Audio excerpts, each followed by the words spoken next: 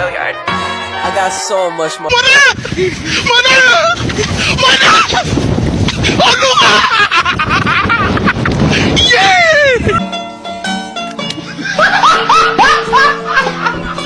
Are you ready, kids? Aye, aye, Captain! I can't hear you. Aye, aye, Captain! Oh!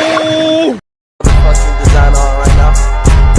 Break it down, bring it back, make it clap. I got 3 old thoughts, new block, where that thing. Bitches on my line, and you know. Assalamualaikum warahmatullahi wabarakatuh. Perkenalkan, nama saya Tri Kartika Dewi, siswi dari kelas 12-7 SMA Negeri 1 Buah Madang.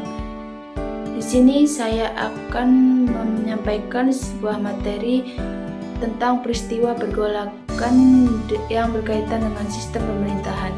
Mata pelajaran sejarah dengan guru pembimbing Pak Edi Suyanto. Sebelum ke pembahasan yang lebih lanjut, saya mau tanya nih, apakah kalian sudah tahu apa itu pergolakan?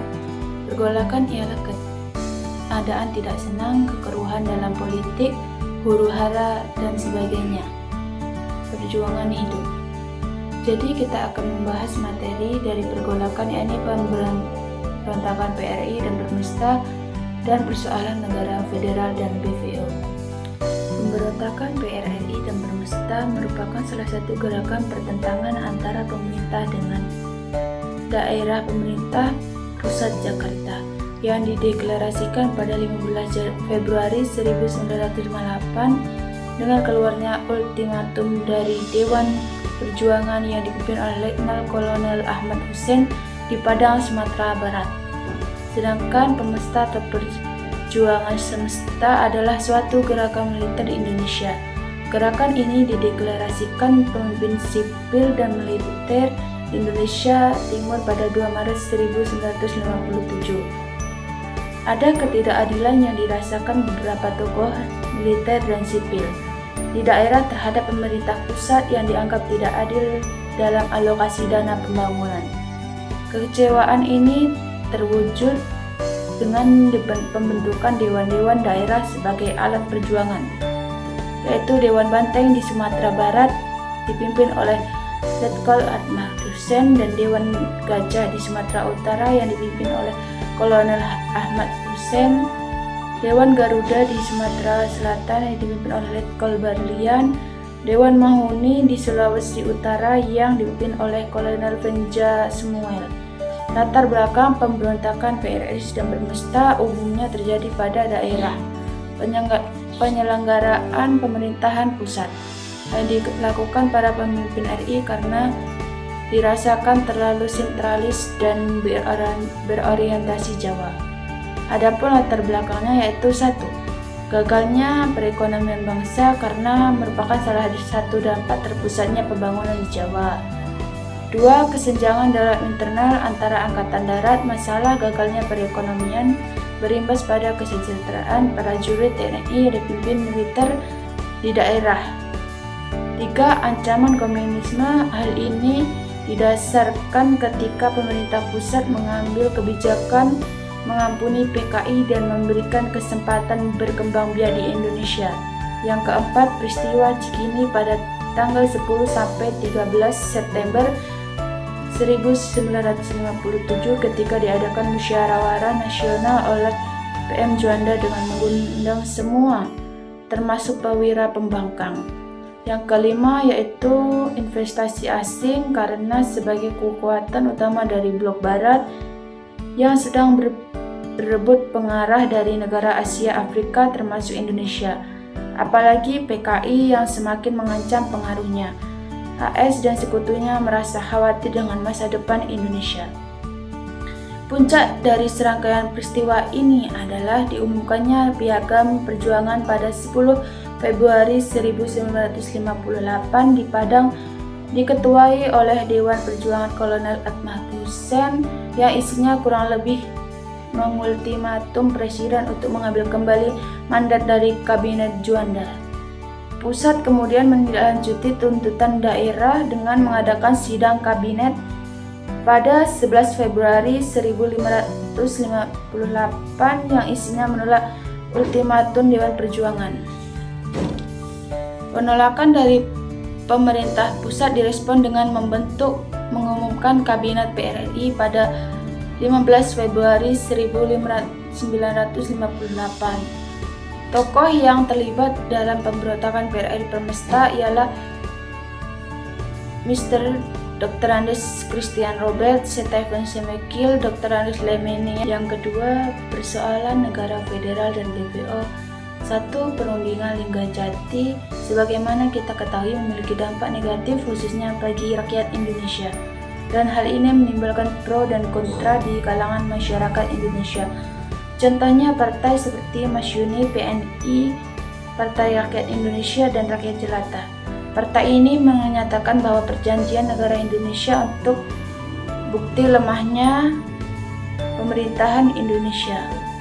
Untuk menyelesaikan permasalahan ini, pemerintah mengeluarkan peraturan di mana bertujuan menambah anggota Komite Nasional Indonesia Pusat agar pemerintah dapat suara untuk mendukung perundingan Linggajati.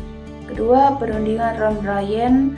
Meskipun kemerdekaan Indonesia telah diproklamasikan, Belanda tetap saja tidak mau mengakui kelahiran negara Indonesia, dan Belanda pun membuat negara boneka yang bertujuan mempersempit wilayah kekuasaan Republik Indonesia.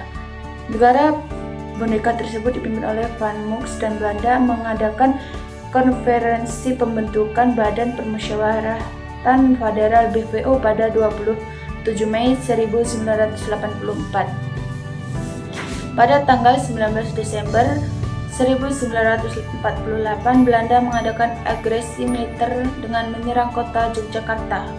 Ketiga, Konferensi Inter-Indonesia merupakan konferensi yang berlangsung antara negara Republik Indonesia dengan negara-negara boneka atau negara bentukan Belanda yang bergabung dalam BPO. Pada awal pembentukan BPO diharapkan oleh Belanda mempermudah Belanda untuk berkuasa kembali di Indonesia. Namun sikap negara yang bergabung dalam BPO berubah setelah Belanda melancarkan agresi militernya terhadap ketua Indonesia. Karena simpati dari negara BPO ini, maka pemimpin Republik terselenggara konferensi Inter-Indonesia.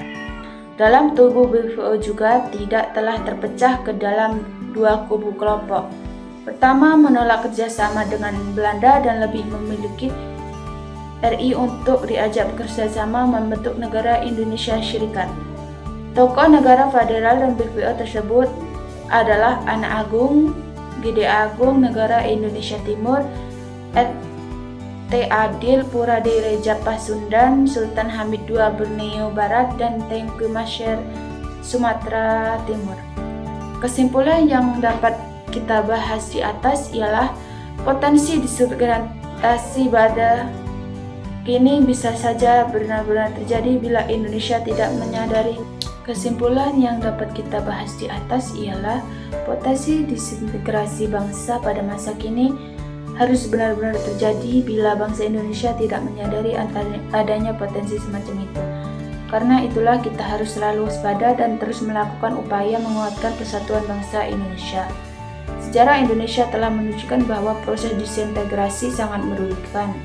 Antara tahun 1948 sampai 1965 saja gejolak itu timbul karena persoalan ideologi, kepentingan atau yang berkaitan dengan sistem pemerintahan, telah berakibat pada banyaknya kerugian fisik, material, mental bangsa dan lainnya.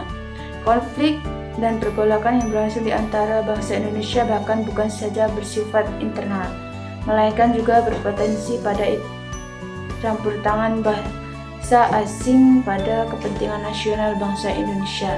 Untuk mengantisipasi disintegrasi yang sudah terjadi terulang, sebagai generasi muda, bangsa ini haruslah berjuang dengan cara mengisi kemerdekaan. Sudah selayaknya kita sebagai generasi muda mempelajari dan memahami potensi disintegrasi bangsa, sehingga kita dapat meminimalisir tindakan tersebut terjadi lagi. Demikian isi presentasi saya, semoga apa yang saya sampaikan dapat bermanfaat bagi semua. Jika ada kekurangan, mohon dimaafkan karena kesempurnaan sungguh hanya milik Allah. Saya akhiri, wassalamualaikum warahmatullahi wabarakatuh.